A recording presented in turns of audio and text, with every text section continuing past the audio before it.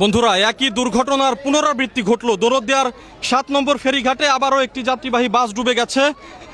আপনারা জানেন এর আগে একটি বাস ডুবে 26 জনের প্রাণহানির ঘটনা ঘটে। সেই একই ঘটনা আজকে আবার ঠিক কিছুক্ষণ আগে ঘটেছে দৌলতদিয়ার 7 নম্বর ফেরিঘাটে।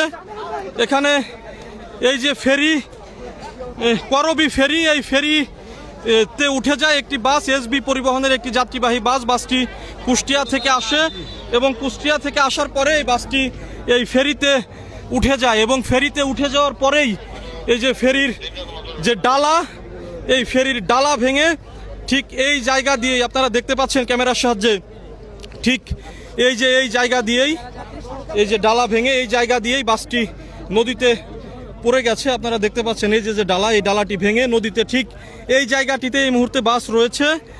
আপনারা দেখতে পাচ্ছেন এরই মধ্যে উদ্ধারকারী জাহাজ হামজা এখানে চলে এসেছে, এবং ফায়ার সার্ভিস, কোস্টগার্ড এবং বিআরডব্লিউটি এর ডুবুর ইউনিট তারা এখানে উদ্ধার কার্যক্রম শুরু করে দিয়েছে। ভাই, বাস কি এখানে আছে?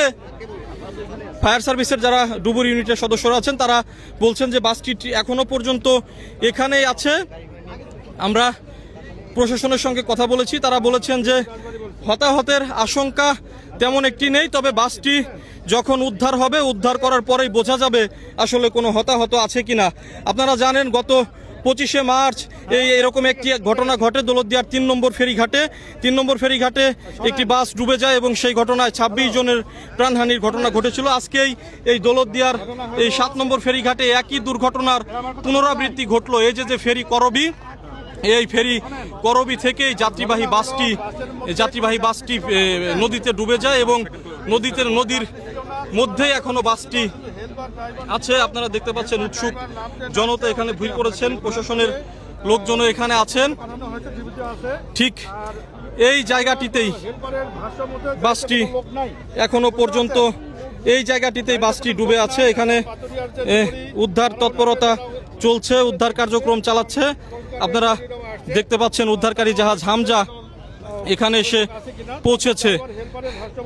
দর্শক, এখানে নিরাপত্তা ব্যবস্থা নিয়ে স্থানীয় যারা আছেন তারা ক্ষোভ প্রকাশ করেছেন, কারণ এই যে নিরাপত্তা ব্যবস্থা, এর আগেও এইরকম একটি ঘটনা ঘটেছিল দৌলতদিয়ার 3 নম্বর ফেরিঘাটে, সেই একই ঘটনা আবারও ঘটল। স্থানীয়রা কিন্তু মাঝে মাঝেই ক্ষুব্ধ হয়ে যাচ্ছেন, তারা বিভিন্ন ধরনের স্লোগান দিচ্ছেন যে কেন এই দৌলতদিয়া ঘাটে বারবারই এই একই ঘটনা ঘটে। আপনারা দেখুন উৎসুক জনতা বা স্থানীয়রা যারা আছেন তারা কিন্তু ক্ষোভে ফুঁসে উঠেছেন। এখনো পর্যন্ত বাসটি পদ্মা নদীর নিচেই আছে।